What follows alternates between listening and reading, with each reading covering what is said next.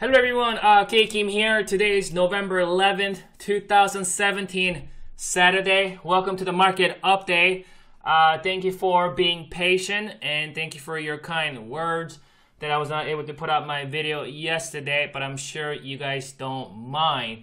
Today we're going to do something a little bit different. What I want to do is that I want to go through all the major indices: Spider, Diamond, Semis, Russell 2000, IWM, the Qs, NASDAQ, and the Transport IYT, and the banks, XLF. I want to go through all of them today, and I want to give you guys perspective on overall trend analysis, sentiment analysis, and kind of looking at more of like a minor term sentiment going into next week. And also I want to look at kind of a trend, long-term trend, health, how they're looking today, and all of that. So that's kind of what we're gonna do, and we'll call it a day. Hope you guys are enjoying your weekend thus far, and we are getting into winter trading season. Obviously we've been in winter for a while now that it's in November. Time does fly, but you know, November, something that I've been talking about this month, that I anticipate some volatility to show up this month of November. We are dealing with the weekly overbought sentiment. That doesn't mean it needs to see 5% correction. It means that the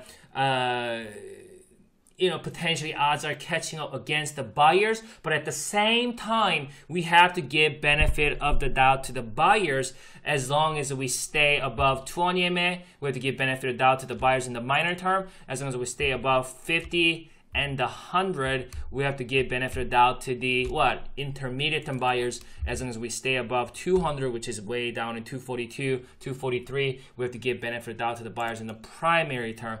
Something that I've been talking about, early this year, we're probably not going to see anything steeper than 3% correction. That's kind of what we saw here. We did see actually 3.5% correction back in March. But everything else been just kind of like, 1.5. We saw about 2.3. That's about it. That's what we saw. So I think we may see 5% corrections. I don't think this year. I think we may see that possibly early next year. I think what we're going to see is, though, some volatility showing up in November.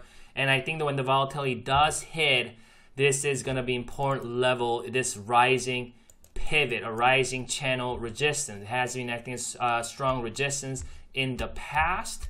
So, and the active support here that coinciding with the 20, I think we may kind of fizzle and really retest it quite some time here. So that's kind of what I see going forward. Also, we see that that gap remains open. If we don't see kind of a confident looking candle, thrusting above it, or if we don't see like a gap up on Monday and maybe do a little bit of island bottom reversal or anything like that, but if we start to fizzle here and just start to kind of fizzle below this gap area, I think that is gonna give us kind of a cautionary signal in the minor term. Cautionary signal in the minor term, meaning that could possibly we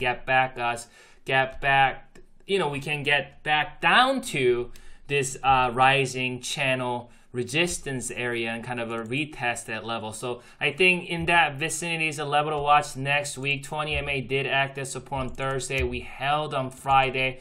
So let's see if we can see a follow through. If we don't see a follow through, then we'll probably possibly come back down to maybe retest 20 and then finally losing it. But we do have the rising channel resistance in that vicinity. Also, if we do see a steeper correction, possibly going into next week or next couple weeks, and we'll follow up on this if we do see it. This is kind of a Fibonacci level. You can see how that Fibonacci, the first level Fib, it is coinciding with the 50 or the 50 EMA, which is an intermediate term perspective. As long as we stay above that, we have to give benefit of doubt to the buyers in the intermediate term. So if we do see a steep decline next week or next couple of weeks, and if we do see price action getting below this rising channel resistance / support, this pivot, then possibly this thing coming down, retest that 252 first left fib, also coinciding with that 50 MA. If it does come down to that vicinity, I think that level could be a good level to potentially buying the dip But those are the levels we'll watch if we see any kind of steep decline. But, I'm going too ahead of myself at this point. So again, the 20 to watch, the rising channel resistance. Let's do more of a longer term picture analysis here. Let me get rid of the 10. What I'm gonna do actually, I'm gonna get rid of the 10. I'm gonna make the 20 high. Let's go to close. No, let's go. You can see. Oh, hold on a second.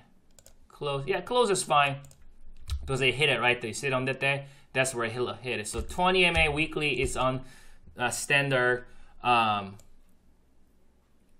option or setting there. See 20 weekly, 20, boom, near 20, 20, 20, 20, 20, 20, 20, 20. And I think that's gonna kind of what could happen here. Maybe towards the late this year or next year, they're gonna come down, gonna hit it and hit it and hit it. And if every time come down to hit that weekly 20, those are the good levels to buy the dip here. Looking at the oscillators, you can see that the oscillators definitely getting into overbought territory here. Again, just because it is overbought territory doesn't mean it's because it could grind higher or it could roll over. It's tough to say as of today. So a lot of times when you see these weekly oscillators hitting the overbought sentiment, instead of trying to, especially when we're on an uptrend, it's always best. The best strategy. I'll tell you guys how to play this market. Best strategy, and as you've seen me do all year long, is first buy this dip, some of these dips right here, which I did, and then when the market starts rip like this, instead of trying to short up here, trying to get the little blip, what you do is start unloading some of those calls that you accumulated in March and in April, in May, and possibly July. You start accumulating, but you always hold some. Never get rid of everything. You always hold some, because we're on an uptrend. It could keep grinding higher. So you don't just sitting there knowing that, well, everybody's, markets keep grinding higher, and then you realize you don't have any positions, and you're just kind of like, well, I don't know what I'm doing, and so I guess I can't go here. I can't go long up here, so I guess I was short. And a lot of people do that. They get rid of their calls, or they get rid of their positions too early, and then they just kind of sitting around doing nothing, but realizing that they cannot go long up here, so they start shorting, and then realize they get really exhausted, exasperated, knowing that that's maybe a lot of them trying to short here, and then adding it here and realizing, why does it keep on moving higher? It's been overbought for some time. That's the hardest thing in a raising bull market, especially like indices. I mean, if you're shorting some stock that has just been going crazy, like parabolic, I think there's a higher probability to making that work if you're shorting, that just very, very vertical moving stocks. But index is not as simple. We're talking massive amount of large cap stocks on S&P 500 ETF. You think just every single one of them is gonna tumble and just go straight down? It's gonna take its time. A lot of times, especially if this thing just has broken out of this channel, it's not gonna be that easy to let this thing coming all the way back down. You know what I mean? So you always want to give benefit of doubt. So this is a time where if you've been accumulating, as you see me do, which I started accumulating calls here in this vicinity, and then when I got out up here, I started unloading some of the positions, right? Currently, I'm all out of my 2018 January calls, but I'm still holding a lot of 2019 January calls on Spider, on Russell, on XLF that I have accumulated back in March, and pretty much all year long in the summertime and early fall. So that's kind of how I've been playing it, just kind of getting rid of, as we get into kind of an overbought sentiment, instead of going short or being bearish in the market, we have to give benefit of the doubt to the buyers. So obviously these oscillators are subordinate to the price action until we see price action endorsing what the oscillators are conveying. We continue to have to give benefit of the doubt to the buyers, because again, price action is always a king. I hope that makes sense, and that's how you want to play it. You don't want to start just shorting, unless again you're day trading or something like that. But if you're a more longer term trader like myself, you don't want to just start shorting. And I usually don't short anything you know what I mean, in a primary term uptrend, when the indices are in a primary term uptrend. Because I mean, like, even here, if you showed it, like, even here, I mean, like, say if you just start shorting it here, you know, it came down, and then what happens is when it gets right back up, I don't know, some people may close it out. Oh my God, oh, this thing is possibly doing something like this. You know, you saw a gap up here, you know, you saw a gap up here. Oh my God, there's another gap up here. And then, okay, so you think a lot of people are buying, you know, shorting it up here, closing it right at the bottom. No, none of them are doing that. Nobody's doing that. So it's very difficult to try to make money and shorting on these little stupid, little blips.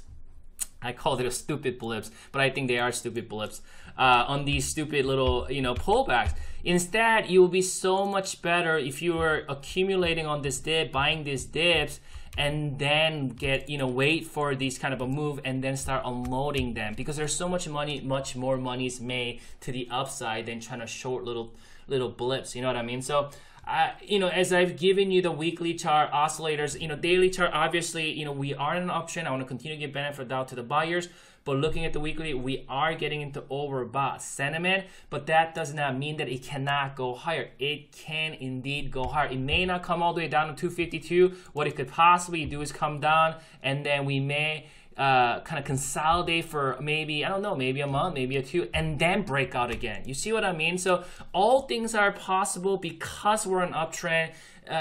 So we have to continue to give benefit out to the buyers. Let's look at Dow Jones Industrial. Dow Jones Industrial average came back down to hit the 20. We're seeing a little bit of support there, but let's go to weekly and see what it looks like. When we go to weekly on Dow, very similar sentiment. Let me draw that line in there.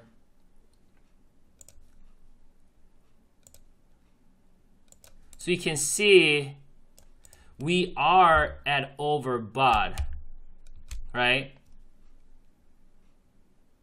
We are at overbought. But I want you to know on this, I want you to pay attention to this right here. See this? I think this is something that we can learn from, right? So this is this price section right here. Let's zoom that in, okay? You know what, let's get rid of RSIs and MACDs because I think they're not as important at this point for a point that I'm trying to make. Okay, so look at this. When we went overbought, similar to here, shorting here, you didn't make any money, correct? Instead, what happened was we start to move sideways. See that right there, 1, 2, 3, 4, 5 days or weeks. This is a weekly chart, guys. And then we saw the thrust. And in that time period, what happened? Stochastic, it pretty much stayed overbought quite some time. For how long did it stay overbought? Let's see, 1, 2, 3, 4, 5, 6, 7, 8, almost 2 months and a half. No. 1, 2, 3, 4, 1, 2, 3, 4, 3 months. 3 months stayed overbought. So is it possible that it could stay overbought for about 3 months and the price stay sideways before moving high? That's a probability. Could it pull back? It could pull back, but you can see how when it does pull back, it pulls back not as much as when it goes up. When it pulls back, it doesn't pull back as much as when it goes up. But when we're in a primary term uptrend, and really when we're in a, you know, overall uptrend, you want to always give benefit of the doubt to the buyers, no matter how extended it is, because the more extended the stock is, it is going to take time for it to cultivate some kind of a topping pattern before it actually coming down, seeing a steeper correction. Go back and study every single corrections where, you know, that thing just goes up and then comes straight down. Usually it's gonna form some kind of a topping pattern, which could take 6 to 8 months. So it makes sense to let the price action tell us if it's ready to see a steeper correction. Otherwise, we have to give benefit of the doubt to the buyers. That doesn't mean that I'm gonna start buying diamond call options at 234. No, it means that if I'd have bought dips here and I write it, this is where I'm going to start closing them out, some nice profits, but I'm going to hold some, right? Just in case it can continue to move higher. And then what you do is when this thing starts to pull back, you look for opportunity. Maybe do some fib, looking at some of your moving averages, look at your some weekly oscillators and daily oscillators, and look for opportunity to buy the dip, or look for certain. If you're buying the dip, it's not your thing, then wait for a reversal, wait for reversing candles or reversing evidences, and then going long before this thing getting back up. That's how you should play it, not trying to go short, and just aggravated and miserable that market is not pulling back. Semiconductor, same thing. I mean, semiconductors is up a lot, and I ain't gonna lie. I mean, it is up a lot. And it's been in over, just look at this right here. This thing it was overbought right here, you see, and it just kept grinding higher. We never saw this thing coming all the way down to here, right? So some could say that, okay, overbought, and that thing came down, overbought, and then came down, overbought, came down. So you know what? When this thing hit overbought here, I'm gonna start shorting it hard. But this time around, it didn't come down; it stayed the course, and it got into an uptrend. And keep in mind though, this wasn't an uptrend, this was more of a sideways market, so that I think there's more fluctuation, there's more volatility. But once the stock got into an uptrend, you can see how it stayed at the top of its band. This is what we call strong hyper uptrend, right? And you can see how it just kept on oscillating at the top. It never came down to this bottom of channel, but it kept going higher. And you can see even this thing hitting the overbought right here, it gave us maybe 1 week of red candle, but ever since then it kept grinding higher and higher and higher and higher. Can you imagine how many people thought after this kind of move it can't possibly go any higher, and it goes higher and higher and higher? Can you imagine people after this kind of move, it can't possibly go any higher, and then it goes higher? So you always want to give benefit of doubt. If it pulls back to certain levels, maybe buy that dip, and then when it starts to rip to the upside, start closing some of your positions. So I want to give benefit of doubt to the buyers. But does that mean that I'm going to start shorting it up here? No. Does that mean that I'm going to start going long here? No. It means that I'm going to start unload some of my positions, maybe most of it, maybe a lot of it, but then hold some just in case it could continue to move higher. But if we do see a pullback to possibly 200 SMA or something like that, maybe, possibly going back in or reloading, and you don't have to go too much. You're like, well, I mean, how long is that going to work, okay? How long that buying the dip is going to work? Well, it's been working from here, here, here, here, here, here. So let's say I've been buying this dip and I've been making money. So I'm going to keep doing it because maybe this time around I won't do too heavy. Maybe I feel like, well, it is extended. So, but I'm still buying the dip. I'm just not going to go as heavy as used to. That way, even if that turns out to be a loser, I'm still making money overall. You see what I'm saying? So if you understand the trend, and understand that we're on an uptrend, you always want to give benefit of the doubt to the buyers. It is much easier game to wait for a pullback and start to buying the dip in certain levels than trying to short. And when this thing does not stop or does not pull back, it gets really irritating. Russell 2000 obviously retesting this level here, rising channel pivot. Let's see if we can get that level to see some buyers coinciding with that 50 MA in that vicinity. If not, if we lose that level, we do have a gap fill area. If this thing fills that gap coinciding with the 200 SMA, or 100 SMA, I think in that vicinity is a strong level of support before going higher. I do think that a lot of people are looking at this. A lot of people who missed out on this move, right? A lot of people missed out. Only people truly was able to ride that move are the people who start accumulating here and rode that all the way up, right? those are only people who've been getting whipsawed and got shenanigan, they got scared, whatever, and they, you know, they got chopped to death here. They're scared. They can't go along here once this is start to go. So all those people who was not able to participate on this move, they've been waiting for a pullback so I can retest. So, and we're just perfectly retesting this level, coinciding with the 50 MA. It feels too easy, and market does not like that when most traders, most participants think that it figured out market. So I think there's a chance where it could get up and then just kind of fizzle and just kind of tank and just shake everybody out, fill this gap, maybe come down to about 100 SMA vicinity, and then when everybody's like, oh my god, they finally close their positions out, and then this thing moves. I kind of feel like that's what's going to happen. But either way, I'm holding still sizable positions on Russell 2000. As you know, I've been accumulating positions up here. I even bought this dip. I close out 1/3. I'm completely out of my 2018 January calls at like 150-ish. So I have plenty of time. So either way, if it continues higher, that's great. I'll keep riding my holding positions, pull back. I don't know, I might adjust a little bit or just keep holding it. We'll see how that plays out. Let's actually go to weekly, because we've been looking at it all day. Russell 2000 weekly, yeah, we are overbought. We are at an overbought sentiment. Does that mean that we're gonna come down to possibly back down to this channel? It's a possible thing, but how long though? You see what I mean? Because this time, let's study this again. This time right here, right there, overbought, it moves sideways.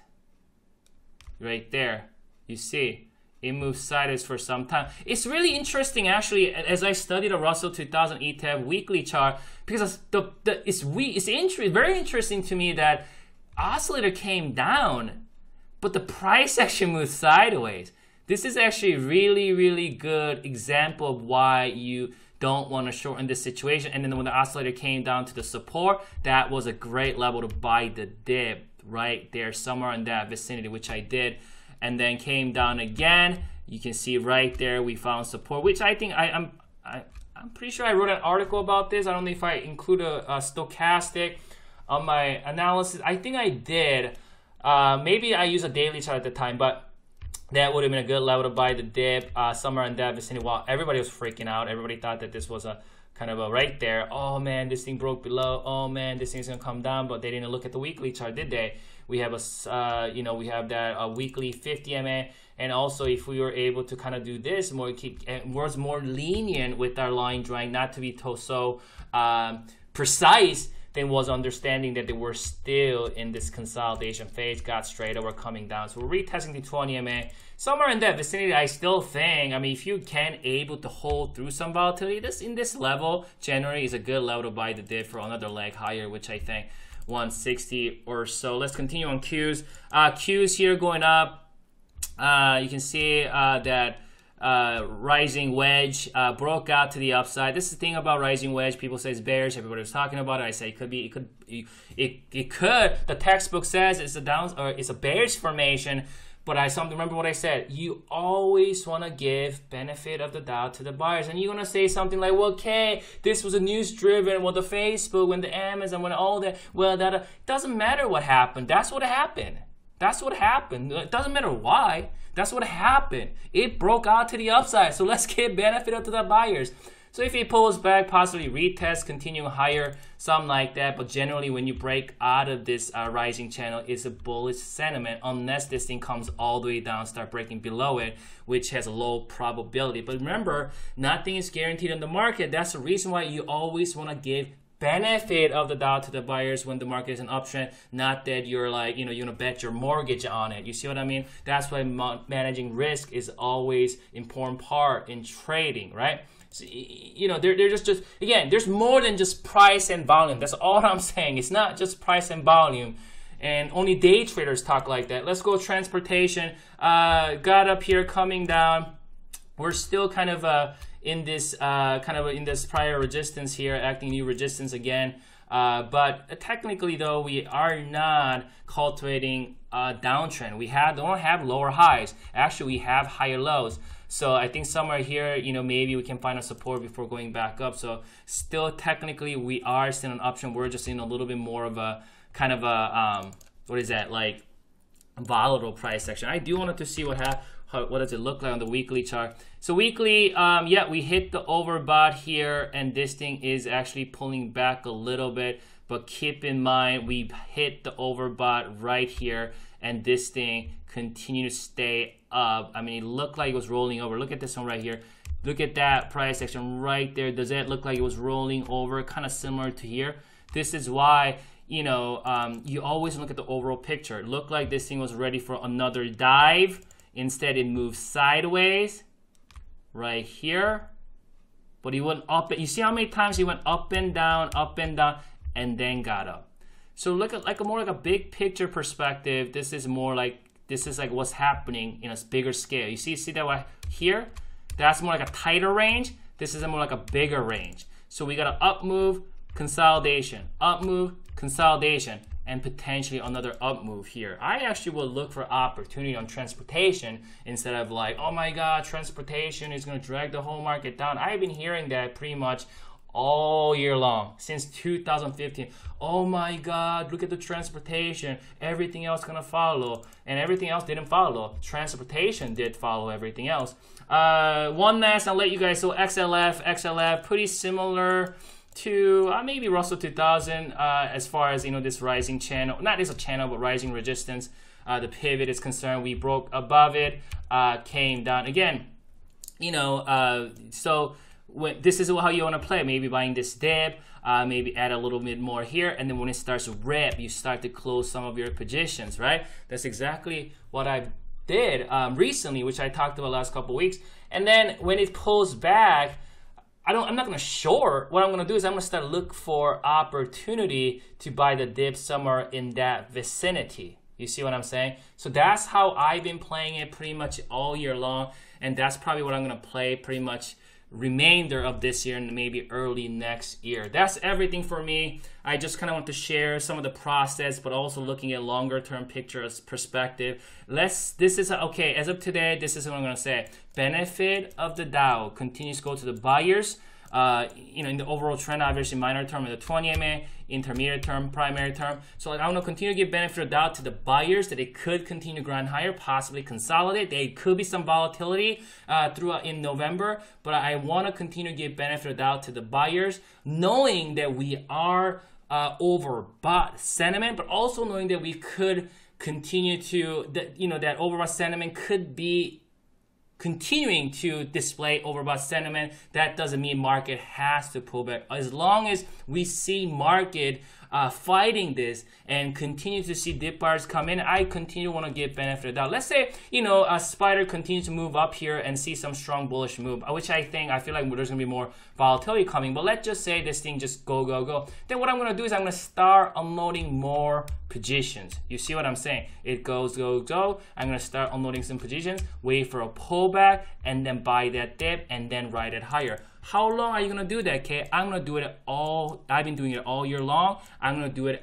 I'm going to continue to do it until it doesn't work, until the trend changes, until that the price action tells me that the trend is dying, or, you know, it's reversing back or something like that. I'm going to continue to do that. And that's what I've been doing. I would suggest that that's how you should play it. Again, I'm not implying that you should go long up here.